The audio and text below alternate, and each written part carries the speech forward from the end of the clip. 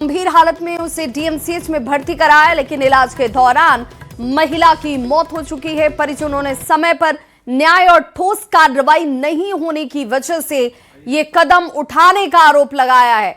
जानकारी के मुताबिक एक स्कूल के हॉस्टल में 3 महीने पहले एक छात्र का पंखे से लटका हुआ शव मिला। घटना के बाद परिजनों ने मौत को संदिग्ध बताया और न्याय की मांग की, लेकिन बार बार दफ्तर के चक्कर काटने के बाद भी कार्रवाई नहीं होती है और यही वजह रही कि इससे आहत होकर मां ने खुद की जिंदगी को खत्म कर लिया।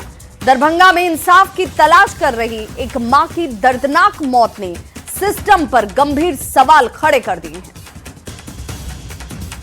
तो देखिए, एक मां जिंदगी की जंग हार गई। हॉस्टल में पंखे से लटका हुआ 3 महीने पहले बेटे का शव, मां इसे संदिग्ध कहती रही। पुलिस से जांच कर दोषियों के खिलाफ कार्रवाई की मांग करती रही, दफ्तरों के चक्कर काटती रही, लेकिन कहीं से न्याय या भरोसे की उम्मीद नहीं देख पर या मां ने भी अपनी जिंदगी को खत्म कर दिया। परिजन सिस्टम पर अब सवाल उठा रहे। पुलिस की कार्रवाई नहीं करने का आरोप परिजनों की तरफ से किया जा रहा है कि आखिर अगर वक्त रहते न्याय दिलाया गया होता तो इस मां की आस नहीं टूटती। बेटा की शॉप में ये पॉइजन खा लिया।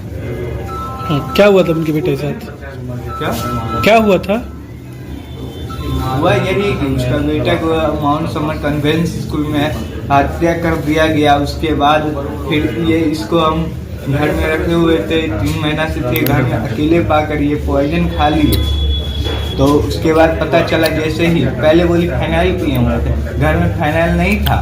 फिर फाइनाइल का इलाज चला, फिर अपने आप बोली रात में कि हम सल्फाइस खाए हुए हैं। तो उसके बाद फिर यूरोस्टोन से डीएमसीएच हम लोग शिफ्ट किए।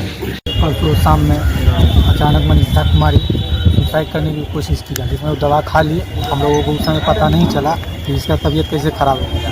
हम लोग ले जाके मनोज कुमारी यूरोस्टोन में भर्ती किए और वहाँ वो खुद से बोली 1:30 बजे रात में कि हम ऐसे ऐसे दवा खा लिए। तो वहाँ से वो डिस्चार्ज करके डीएमसीएच में भेज दिए। हम लोग यहाँ आ गए, उसका इलाज चल रहा था। और इससे पहले क्या हुआ है कि उसका बेटा 9 साल का था, मेरा भगना, उसका माउंट समर कन्वेंस स्कूल में उसको एडमिशन कराए थे। उसको जस्ट 19 दिन में ही फांसी पर लटका हुआ मिला। हम लोगों को उसी समय शंका हो गया कि हमारे भगना को मार के वो लोग टांग दिया है स्कूल में। 3 महीना पहले एक स्कूल में बहादुरपुर थाना क्षेत्र का 450/25 कांड संख्या हुआ था, जिसमें प्रथम दृष्टया बच्चे ने सुसाइड किया हुआ था। फिर भी उनकी माताजी का कुछ शख्स था कि उसकी जांच की जाए, उसको भी हम लोग जांच कर रहे हैं। अभी सूचना मिली है कि वो डिप्रेशन में, उनके परिजन बता रहे हैं और लिख के दे रहे हैं, डिप्रेशन में उन्होंने कुछ सुसाइडल ये किया, उनकी मृत्यु हुई है, जो बहुत ही दुखद है। और इसके लिए पोस्टमार्टम उनका करा के उनको सौंप दिया गया। तो देखिए, घटना की पुष्टि खुद दरभंगा के सदर एसडीपीओ ने कर दी। अब सवाल ये कि शिकायत के बाद भी आखिर कार्रवाई क्यों नहीं की गई? बेटे और मां की मौत का जिम्मेदार कौन है? समय पर आखिर इस मां को न्याय क्यों नहीं मिला? शिकायत के बाद कार्रवाई नहीं होना इस मां की आस को तोड़ देता है। समय पर अगर न्याय मिलता तो ये मां आज जिंदा होती। पुलिस की कार्रवाई में देरी और बेरुखी आखिर क्यों दिखती है, ये बड़ा सवाल है। संवाददाता विपिन दास हमारे साथ इस वक्त ज्यादा जानकारी के साथ फोन लाइन पर जुड़ गए। विपिन, क्या जानकारी मिल रही है? जब तक जिंदा थी ये मां तब तक उसे न्याय नहीं मिला, अब उसने खुद भी अपनी जिंदगी से मुंह मोड़ लिया है। पुलिस की कार्रवाई क्या कहती है? जी, जो घटना है काफी दुखद है और पुलिस की आपने सुन ही लिया है, एसडीपीओ की दुख जताने के सिवा और कोई उनके पास है नहीं। जिस तरह से न्याय मिलना चाहिए था मां को, उस तरह से पुलिसिया कार्रवाई कहीं दिखी नहीं। क्योंकि सवाल उस समय भी खड़ा किया गया था कि 10 साल का जो बच्चा है, जो दूसरे क्लास में पढ़ता है, वो खुद से कैसे फांसी पे लटक सकता है। इस सवाल को लेकर मां जो है लगातार पुलिस के हर वो आला अधिकारी के दफ्तरों का चक्कर काटती रही, लेकिन जब जाके इंसाफ नहीं मिला तो हार के मायूस होकर उसने जो है अपनी भी जान दे दी। ऐसे में अब पुलिस की कार्रवाई का उम्मीद परिवार अब क्या रखे जब खुद जो है न्याय विपिन, मांगने वाली आखिर नहीं आला रही। अधिकारी क्या कहते रहे? क्योंकि जब ये माँ एक दफ्तर से दूसरे दफ्तर भटक रही थी तो पुलिस के अधिकारियों की जांच रिपोर्ट जो बनती है उसमें क्या मिला कि बच्चा खुद लटक जाता है, खुद अपनी जान दे देता है? ऐसे मामलों में पुलिसिया कार्रवाई सीधे सीधे पहले ही दृश्य में उन लोगों की द्वारा आत्महत्या जाहिर कर दिया जाता है। ऐसा एक मामला नहीं है, ऐसा मामला एक नवोदय विद्यालय में भी था, फिर रिमांड होम में भी सामने आया। लगातार 4 से 5 बच्चे ऐसे थे जो आत्महत्या का जो सीन पुलिस ने बताया कि आत्महत्या कर लिया है। लेकिन चलिए, छोटे-छोटे आत्महत्या बच्चे भी जो अगर फांसी पर बच्चे चढ़ ने जाते हैं। की, विपिन, अगर आत्महत्या भी बच्चे ने की तो उसके पीछे कोई वजह रही होगी? क्या बच्चे को परेशानी हो रही थी, कोई उसे टॉर्चर कर रहा था, डरा रहा था, धमका रहा था, आखिर क्या हो रहा था? क्योंकि शौक से तो कोई मौत को गले लगाता नहीं है। पुलिस को चाहिए था कि इन सभी सुरागों को खोजे, लेकिन पुलिस ने कभी प्रयास ही नहीं किया कि इन सुराग के पीछे जाए या पता लगावे कि आखिर छात्र जो कदम उठाए होंगे यदि तो क्या कारण रहा होगा। इस कारण की तलाश कभी पुलिस के दरभंगा क्या पुलिस इस के द्वारा माँ किया की ही मौत नहीं की गया। जिम्मेदारी पुलिस वाले लेंगे? आपके एसएसपी से क्या बात हुई, उन्होंने क्या कहा? क्योंकि हम जब उनसे संपर्क करने की कोशिश कर रहे हैं तो वो फोन उठाने से बच रहे हैं, लेकिन जवाब तो देना होगा। निश्चित तौर पर अभी जो यहाँ के एसएसपी हैं जगन्नाथ रेड्डी, वो छुट्टी पर हैं और प्रभार में अशोक कुमार एसएसपी हैं और मीडिया से काफी दूरी बनाकर रहते हैं। इनका नेचर है, शुरू से भी इनका रहा है, तो ऐसे में फोन नहीं उठाना लाजमी है। लेकिन जिस तरह से बड़े पुलिस अधिकारियों ने इस मामले को दबाना चाहा या जांच करने में दिलचस्पी नहीं दिखाई, यही कारण था कि आज उसकी मां की भी मौत हो जाती है और फिर पुलिस जांच की बात करती है। लेकिन इस जांच पर अब किसी को भरोसा नहीं है, क्योंकि काफी छात्र की जब मौत हुई थी तो काफी सामाजिक संगठनों ने कैंडल मार्च निकाला, आंदोलन किया, बहुत सारे जो है यहाँ पे जो है आंदोलन किया गया, लेकिन इसका कोई प्रभाव दरभंगा पुलिस पर नहीं पड़ा और उसका परिणाम ये हुआ कि एक जिंदगी तो उस परिवार ने खो दिया था। अब दूसरी जो जिंदगी थी, जो पूरी माँ जंग हार गई है और जिसके बाद से जो है पूरा परिवार मातम में, चूंकि परिवार भी बहुत गरीब तबका से आता है। खुद जो है उसके पिताजी जो है समस्तीपुर में ई रिक्शा चलाते हैं। ये सारी जो मनीषा की मौत हुई है, ये साड़ी की दुकान में रह के अपन जीविका चलाती थी। फिर भी जो समय बचता था वो आला अधिकारी को दफ्तरों में चक्कर लगाकर अपने बेटे के लिए न्याय मांग रही थी, लेकिन न्याय नहीं मिलने के कारण अब वो मायूस हो गई और अपनी जान दे दी। अब पुलिस के पास अब फिर से एक मौका है, जो उनके ऊपर जो आरोप लग रहे हैं उसको करने के बिल्कुल अब देखना होगा विपिन कि क्या अब ये पुलिस संवेदनशील हो पाती है, क्योंकि एक मां ने भी अपनी जान गंवा दी है और बेटे के इंसाफ की उम्मीद उसे दिख नहीं रही थी। तो क्या अब उस बेटे को इंसाफ मिल पाएगा और ऐसे में पुलिस क्या कहती है, इस पर सबकी निगाह होगी। बहुत बहुत शुक्रिया विपिन इस जानकारी के लिए। जेडीयू निशांत कुमार को सक्रिय राजनीति में आने की लगातार मांग कर रहा है और समय समय पर जेडीयू के जो बड़े नेता हैं उन्होंने भी निशांत को राजनीति में लाने की बात कही है। वहीं पटना में एक बार फिर से पोस्टर लगाकर मुख्यमंत्री नीतीश कुमार से अपने बेटे निशांत को राजनीति में लाने और जेडीयू की कमान उनके हाथ में सौंपने की अपील की गई और यही वो पोस्टर्स हैं जो इस वक्त राजधानी की सड़कों पर आपको हर तरफ नजर आ जाएंगे। जेडीयू के नेता और कार्यकर्ता लगातार ये कह रहे हैं कि निशांत जो है वो राजनीति में सक्रिय हों और जेडीयू की कमान संभालें और अपनी मन की बातों को जेडीयू के कार्यकर्ता जो हैं वो कभी पोस्टर के जरिए तो कभी जो है वो सोशल मीडिया पे बातों को लिख के अपनी बातों को रख रहे हैं। एक बार फिर से देखिए ये पोस्टर लगाया गया है। कृष्णा पटेल है प्रदेश उपाध्यक्ष छात्र जेडीयू के, उनके तरफ से ये पोस्टर लगाई गई है और जेडीयू कार्यालय के साथ साथ पूरे पटना में ये पोस्टर लगाई गई है और इस पोस्टर के जरिए सबसे पहले नव वर्ष की नई सौगात नीतीश सेवक मांगे निशांत, ये लिखा गया है और इसमें जो बातें हैं ये भी लिखी गई है कि चाचा जी के हाथों में सुरक्षित अपना बिहार, अब पार्टी के अगले जनरेशन का भविष्य संवारे भाई निशांत कुमार समस्त देश प्रदेशवासियों को जो है जेडीयू परिवार को बधाई भी दिया गया है। नववर्ष 2026 एवं मकर संक्रांति की हार्दिक शुभकामनाएं दी गई है। और ये पोस्टर जो है वो कृष्णा पटेल की तरफ से लगाया गया है। जैसा हमने पहले बताया, कृष्णा पटेल पहले भी इस तरह से पोस्टर लगाते रहे हैं। लगातार निशांत कुमार को राजनीति में सक्रिय होने की जो है अपनी इच्छा जताते रहे हैं और निशांत कुमार राजनीति में सक्रिय हों, इसको लेकर के मुख्यमंत्री से जो है अपील भी करते रहे हैं। तो यहाँ देखिए एक पोस्टर और लगाई गई है और ये पोस्टर जो है वो नीतीश कुमार को लेकर के लगाई गई है। 10 बार जो शपथ लिया है बतौर मुख्यमंत्री नीतीश कुमार, उनकी तस्वीरें भी यहाँ पे लगाई गई है। हर बार की तस्वीर देखिए और इसमें लिखा गया है कि 10 टाइम्स सीएम नीतीश कुमार आजाद भारत का प्रथम नागरिक है जिन्होंने 10 बार मुख्यमंत्री के तौर पर शपथ ली है। और ये सभी तस्वीर यहाँ पे देखने को मिल रही है। नीतीश कुमार जो है अपने नेताओं कार्यकर्ताओं की जो मांग है उसको क्या गंभीरता से लेंगे, क्योंकि अब तक नीतीश कुमार जो है वो परिवारवाद से दूर रहे हैं। तो ऐसे में देखना यही है कि अब चूंकि कार्यकर्ता और नेताओं की इच्छा है कि निशांत जो है वो जेडीयू की बागडोर संभाले, तो क्या नीतीश कुमार जो है अपने नेताओं कार्यकर्ताओं की इच्छा को पूरा करेंगे, उनकी बातों को वो मानेंगे। कैमरा पर्सन संत के साथ अमित कुमार, न्यूज 18 पटना। बांग्लादेश में हिंदुओं पर अत्याचार के खिलाफ पूरे भारत में गुस्से का माहौल है और ऐसे में कटिहार स्थित बांग्लादेशी शरणार्थी वर्मा कॉलोनी में रह रहे बांग्लादेशी शरणार्थियों में भी गुस्सा देखा जा रहा है। यहाँ 152 क्वार्टर हैं जहां 1971 और 1982 में आए बांग्लादेशी शरणार्थी रह रहे हैं। इन्होंने बांग्लादेश में हिंदुओं पर हो रहे अत्याचार का विरोध किया। साथ ही सरकार से इसे लेकर कठोर कदम उठाने की मांग इन बांग्लादेशी शरणार्थियों की तरफ से भी की जा रही है।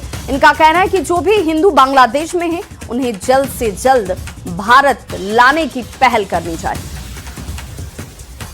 बांग्लादेश में हिंदुओं पर अत्याचार पर पूरे देश में हाहाकार मचा है। इस बीच हम लोग कटिहार के शरणार्थी बहुल इलाके में हैं और कभी यहाँ के जो लोग हैं इनके पूर्वज बांग्लादेश से आए थे और इस दर्द पर ये लोग क्या अनुभव करते हैं जरा बात कर लेते हैं। क्या बांग्लादेश में जो स्थिति है वर्तमान, आप लोग के पूर्वज लोग कभी आए थे, क्या सोचते हैं दर्द को लेकर, क्या किस तरह से देखते हैं? दर्द के लिए अपने मन में पीड़ा है।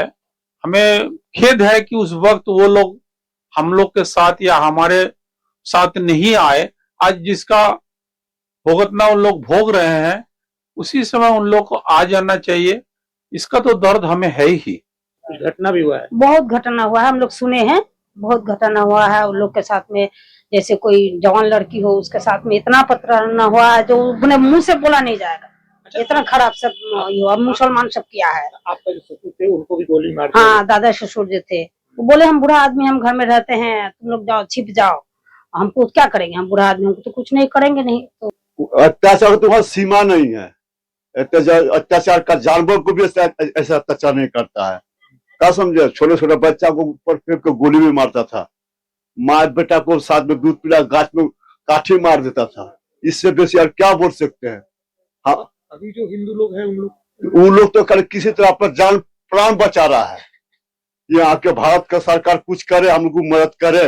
ये जो इलाका है आपको एक बार फिर बताते हैं, ये शरणार्थी बहुल वर्मा कॉलोनी है कटिहार के और आज भी बड़े संख्या में लोग यहाँ रहते हैं जिनके पूर्वज इस इलाके में आए थे और आज भी इन लोगों के कई रिश्तेदार बांग्लादेश में है। ऐसे में जो पूरे देश से जो बांग्लादेश के जो बर्बरता के खिलाफ आवाज उठ रहा है, ऐसे में यहाँ के लोग भी मांग कर रहे हैं जो वहां भी जो हिंदू है उन्हें सुरक्षित भारत लाया जाए। सुब्रत, न्यूज 18 कटिहार।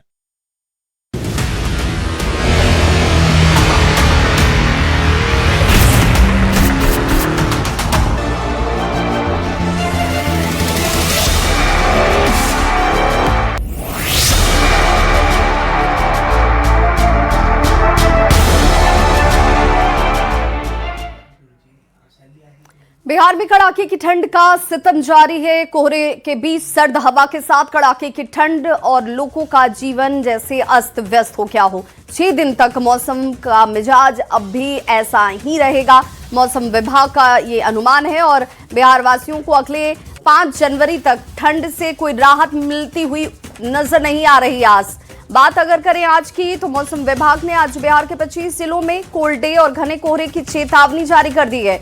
बिहार के अधिकतर जिलों में कोल्ड डे जैसे हालात बने हुए हैं और इसे लेकर ऑरेंज अलर्ट और कहीं कहीं इसे लेकर रेड अलर्ट तक जारी किया गया है। इस खबर पर ज्यादा जानकारी दे रहे हैं न्यूज 18 संवाददाता अमित कुमार।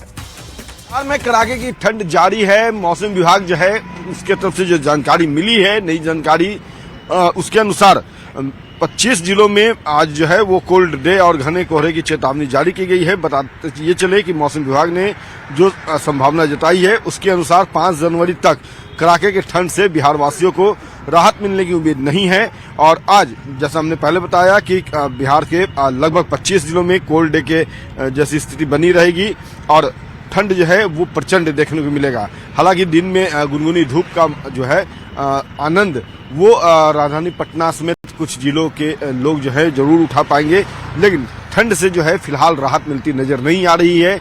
5 जनवरी तक कोल्ड डे की स्थिति जो है वो उसकी आशंका जो है वो मौसम विभाग ने जारी की है और इसको लेकर के मौसम विभाग ने जो है ऑरेंज अलर्ट और घने कोहरे को लेकर के येलो अलर्ट जारी किया है। बताते ये चले कि 5 जनवरी के बाद जो है वो मौसम साफ होने के आसार जो है वो जताए गए हैं। हालांकि पिछले अगर एक सप्ताह की बात करें तो पिछले एक सप्ताह के दौरान जो है वो मौसम के तापमान में जो है वो काफी गिरावट देखने को मिली। अधिकतम तापमान और न्यूनतम तापमान में महज 2 से 3 डिग्री सेल्सियस का जो है वो फासला देखने को मिला। इस कारण से लगातार ठंडी जो है बर्फीली हवाएं जो हैं वो बिहार वासियों को परेशान कर रखी है और आगे भी 5 जनवरी तक कमोवेश ऐसे ही हालात जो है वो देखने को मिलेंगे, ऐसा मौसम विभाग ने संभावना व्यक्त किया है। और इसी को देखते हुए कोल्ड डे को लेकर के जहां ऑरेंज अलर्ट जारी किया गया है, वहीं घने कोहरे को लेकर के रेड अलर्ट जारी किया गया है। तो कह सकते हैं कि अगर इस ठंड के दौरान अगर अपने घरों से आप निकलते हैं तो ठंड से बचने के तमाम उपाय जो है उसका जरूर ध्यान रखें ताकि आप ठंड के चपेट में आने से बच सकें। कैमरा पर्सन संत के साथ अमित कुमार, न्यूज 18 पटना। पूर्णिया में पिछले एक सप्ताह से ठंड का कहर जारी है। ठंड की वजह से लोगों का घर से निकलना मुश्किल हो गया है। लोग दिन भर अलाव के सहारे समय काट रहे हैं। मौसम वैज्ञानिक राहुल कुमार का यह कहना है कि 4 जनवरी तक मौसम का मिजाज ऐसा ही रहने वाला है। अभी कोल्ड वेव चल रहा है और ऑरेंज अलर्ट जारी किया गया। ऐसे में लोग बेवजह बाहर न निकलें। दिनों में मौसम विज्ञान केंद्र पटना के द्वारा प्रकाशित मौसम पूर्वानुमान के अनुसार 3-4 तारीख तक मौसम ऐसे ही बनी रहेगी। ठीक है, फिर 4 तारीख से मौसम में सुधार देखने को मिलेगा। फिलहाल अभी शीत दिवस के अत्यधिक ठंड गिरने के कारण अभी गर्म आम जन से सलाह है कि गर्म कपड़े पहने, बेवजह बाहर ना निकले। जैसा कि आज का देख सकते हैं अधिकतम तापमान 14.7 गया है और न्यूनतम 12.5 है। राजधानी पटना में नए साल के जश्न की तैयारी हो चुकी है। शाम होते ही पटना के हॉस्टल्स में नए साल का जश्न जो है वो देखने को मिला। वहीं नए साल पर शहर में सुरक्षा के चाक चौबंद इंतजाम किए गए। पटना पुलिस नए साल पर सुरक्षा को लेकर अपने स्तर पर तैयारी कर चुकी है। गांधी मैदान की बात हो, बेली रोड हो, तमाम भीड़भाड़ वाली जगहों पर पुलिस की अतिरिक्त तैनाती सुनिश्चित की गई है ताकि लोग खुलकर नए साल का स्वागत कर पाए। तो नए साल के स्वागत को लेकर प्रशासनिक तैयारी जो होती है सुरक्षा के लिहाज से वो चाक चौबंद की गई है, लेकिन लोगों के अपनी भी जिम्मेदारियां हैं। लोगों को भी सावधानी और सचेत रहने की जरूरत है और नए साल का आप जश्न जरूर मनाएं, लेकिन हुड़दंग करने से बचें, बाहर बेवजह निकलने से बचें। और देखिए ठंड भी बहुत ज्यादा, इसलिए एहतियात इस दृष्टिकोण से भी बहुत जरूरी है। नए साल के आगाज को लेकर के बिहार भी तैयार है। पटना में भी कह सकते हैं कि पूरे तौर पे तैयारी कर ली गई है। होटल्स की बात करें या फिर रेस्टोरेंट्स की बात करें, सभी जगहों पे तैयारी जो है वो पूरी की गई है। पटना वासी जो है वो नए साल का स्वागत जश्न जो है वो बेहतर तरीके से मनाए, शांतिपूर्ण तरीके से मनाए। इसको देखते हुए एक तरफ होटल ने तैयारी पूरी की है, रेस्टोरेंट जो है वो पूरे तौर पर तैयार है, तो दूसरी तरफ पुलिस जो है, पटना पुलिस भी जो है वो मुस्तैद है। चप्पे चप्पे पे पुलिसकर्मियों की तैनाती जो है वो रहेगी। 100 से अधिक मजिस्ट्रेट जो है वो तैनात रहेंगे और शहर पे पूरी तौर पे जो निगरानी है वो सीसीटीवी कैमरे के जरिए रहेगी। तो कह सकते हैं कि नए साल के जश्न में कहीं कोई खलल न हो, इसको लेकर के ये तैयारी जो है वो की गई है। बताते चले कि जगह जगह पे पुलिस जो है उनकी तैनाती होगी और मजिस्ट्रेट्स जो है वो भी तैनात किए जाएंगे। बताते चले कि पटना में आज जो है वो 700 पुलिसकर्मी 3 पालियों में तैनात रहेंगे, जो 1 जनवरी की देर रात तक रहेंगे। आज यानी कि आज से लेकर के 4 जनवरी तक गांधी मैदान के आसपास जो है यातायात व्यवस्था जो है वो बदली रहेगी और इस कारण से हालांकि थोड़े वाहन चालकों को परेशानी झेलनी पड़ सकती है, लेकिन जो ट्रैफिक रूल्स है उसमें बदलाव जो है वो देखने को मिलेंगे और ये बदलाव जो है वो नए साल को देखते हुए किया गया है ताकि जो लोग हैं उन्हें किसी तरह की जाम की समस्या को ना झेलना पड़े और इस कारण से ये व्यवस्था जो है वो बदली गई है। दूसरी तरफ बताते चले कि जू और गांधी मैदान जो है इन सभी जगहों पे ऑटो ई रिक्शा जो है वो नहीं चलेंगे। 1 तारीख यानी कि कल से लेकर के 4 जनवरी तक ये बदलाव जो है वो देखने को मिलेगी। गांधी मैदान में भी ऑटो रिक्शा का परिचालन जो है वो पूरी तरह से प्रतिबंध रहेगा। दोनों जगहों पर भीड़ अधिक होती है और इसी को देखते हुए फैसला लिया गया है कि ई रिक्शा को जो है वो नेहरू पथ पर हड़ताली मोड़ से मोड़ दिया जाएगा। इधर सगुना मोड़ से डाकमंगला रोड की ओर आने वाले ऑटो रिक्शा को शेखपुरा से एयरपोर्ट रोड की ओर मोड़ दिया जाएगा। गांधी मैदान में जो कमिश्नर ऑफिस है, कारगिल चौक, रामग्राम चौक, जेपी गोलंबर के पास ऑटो रिक्शा के परिचालन पर रोक रहेगा। गांधी मैदान के चारों ओर जो है ऑटो रिक्शा जो है उसका परिचालन नहीं होगा और ये व्यवस्था जो है वो नए साल को देखते हुए पटनावासी चूंकि नए साल के जश्न मनाने के लिए पार्क में, गांधी मैदान और जगह पे जाते हैं, जू में जाते हैं तो वहाँ पे भीड़ अधिक होती है और इस कारण से जब ऑटो रिक्शा और ई रिक्शा जो है वो उसका प्रचलन होता है तो लोगों को समस्या होती है, वाहन चालकों को भी जो है वो भीड़ का, जाम का समस्या झेलना पड़ता है और इसी को देखते हुए बदलाव जो है वो किया गया है। तो कह सकते हैं कि पूरे तौर पे नए साल के जश्न को लेकर के पटना एक तरफ पूरी तौर पे तैयारी में जुटा है। होटल्स, रेस्टोरेंट जो है वो पूरे तौर पे तैयार हो चुके हैं तो दूसरी तरफ पटना पुलिस जो है वो भी मुस्तैद है। चप्पे चप्पे पर पुलिसकर्मियों की तैनाती होगी, सीसीटीवी कैमरे से नजर रखी जाएगी और जहाँ तक बात है ऑटो रिक्शा के परिचालन की तो यातायात व्यवस्था जो है वो भी सुगम रहे, बेहतर रहे, कहीं जाम की समस्या ना हो, रूट्स जो है वो सरल तरीके से उस पर परिचालन होता रहे, इसलिए ऑटो रिक्शा का परिचालन जो है पटना जू और गांधी मैदान के आसपास जो है उस पर प्रतिबंधित कर दी गई है।